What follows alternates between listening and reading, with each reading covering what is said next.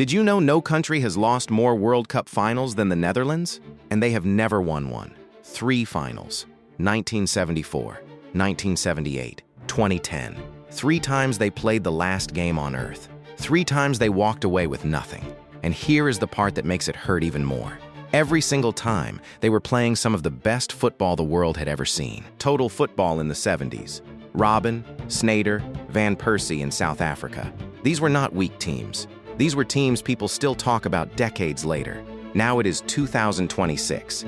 The USA is hosting the biggest World Cup ever, with 48 teams for the first time. And Virgil van Dijk is leading the Netherlands into what might genuinely be his last real shot. This Dutch generation is talented enough. They always are.